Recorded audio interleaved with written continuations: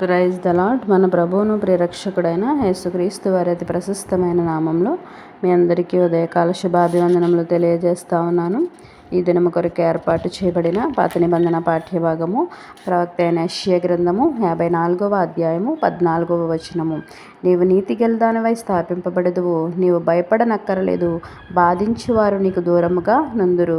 ఈ వాక్యమును మనము గమనించినట్లయితే దేవుని ప్రజలను బాధించినటువంటి శత్రువులకు కలుగబోయే నాశనమును గురించి యెషయా ప్రవక్త ప్రవచిస్తూ ఈ వాక్యమును పలికినట్లుగా మనము చూస్తూ ఉన్నాము. నా ప్రియ సహోదరులారా, ఈ దినాన్న నిన్ను మనుష్యుల మాటలు, వారి క్రియలు నిన్ను బాధిస్తున్నాయా? అనారోగ్యము నిన్ను బాధిస్తుందా? సాతాను యొక్క క్రియలు నిన్ను బాధిస్తున్నాయా? లేక ఆర్థిక పరిస్థితులు నిన్ను బాధిస్తున్నాయా? అయితే నీవు భయపడకు. విశ్వాసమునకు కర్తయు దానిని కొనసాగించువాడైన యేసు వైపు నీవు చూస్తే గనుక ఆయన నిన్ను బలపరిచి నీకు సంరక్షణ అనుగ్రహించి నిన్ను బాధించిన వారి ముందే, నిన్ను తృణీకరించిన వారి ముందే నీ తలను పైకెత్తేవాడుగా ఆయన నిన్ను చేస్తానని యొక్క వాక్యము ద్వారా మాట్లాడుతూ ఉన్నాడు. నా ప్రియ సహోదరులారా, బాధించు వారు నీకు దూరముగా ఉండాలంటే నీవు మొదటిగా దేవునికి మొర్ర పెట్టాలి. ఎప్పుడైతే నీవు నీ శత్రువుల విషయమై నీవు నీ శ్రమ కలిగినప్పుడు నీవు దేవునికి మొర్ర పెడతావో, ఆయన్ని వేడుకుంటావో, ఆ శ్రమ కాలమందు దేవునికి నీవు మొర్ర పెట్టినప్పుడు, నీ శత్రువులు నిన్ను బాధించు కాలమందు నీవు దేవునికి మొర్ర పెట్టినప్పుడు ఆకాశమందుండి దేవుడు దానిని ఆలకించి నీ శత్రువుల చేతుల నుండి నిన్ను తప్పించుటకే ఆయన యొక్క కృపా సంపత్తిని బట్టి నీకు రక్షకులను దయచేస్తానని, నిన్ను తప్పిస్తానని ఈ యొక్క వాక్యము ద్వారా మాట్లాడుతూ ఉన్నాడు. రెండవదిగా మనం ఆలోచన చేసినట్లయితే గొప్ప విశ్వాసము నీవు కలిగి ఉండాలి. నీకు శ్రమ కలిగిన పరిస్థితులలో నీవు ప్రార్థించినప్పుడు దాని నుంచి తప్పించగల సమర్థుడు దేవుడని నీవు గొప్ప విశ్వాసము కలిగి ఉండాలి.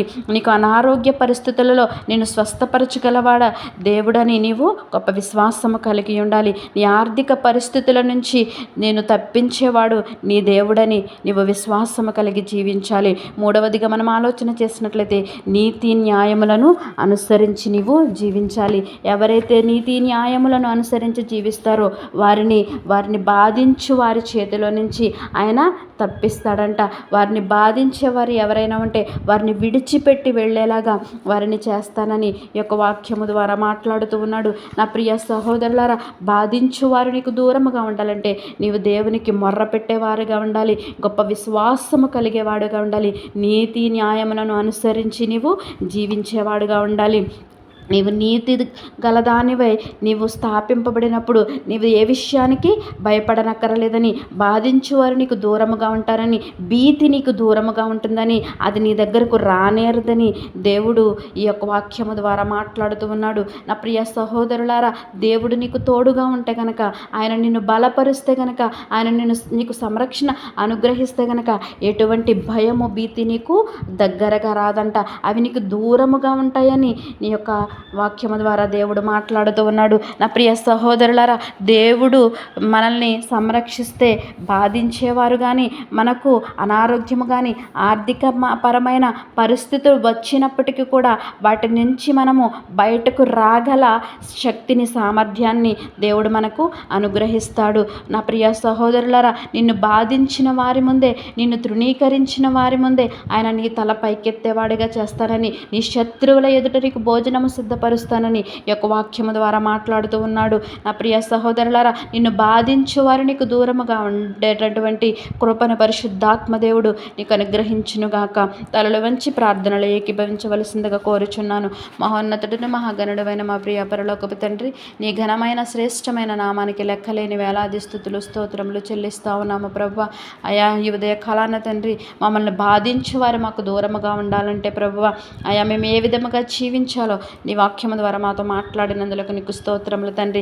నీవు మాకు తోడుగా ఉంటే తండ్రి, అయా మాకు ఎటువంటి భీతి భయము మాకు అయా మా దగ్గరికి రావని, మేము భయపడక్కర్లేదని, అయా నీతిగా మేము ఉండాలని ఈ యొక్క వాక్యము ద్వారా మాతో మాట్లాడినందులకు నీకు స్తోత్రములు. మా కష్ట సమయంలో మేము మనుషుల వైపు చూడకుండా నీ వైపు చూసి నీకు మొర్ర పెట్టిగా ఉండాలని అయా నీ వాక్యము ద్వారా మాతో మాట్లాడినందులకు నీకు స్తోత్రములు చెల్లిస్తా ఉన్నాము. ఇది రమంతయుని చెల్లని రెక్కల కింద కాచి దాచి భద్రపరచమని చిన్ని ప్రార్థన నీ పాద సన్నిధికి చేర్చుకోమని యేసయ్య అతి పరిశుద్ధ నామములో అడిగి వేడుకొనుచున్నాము తండ్రి. ఆమేన్.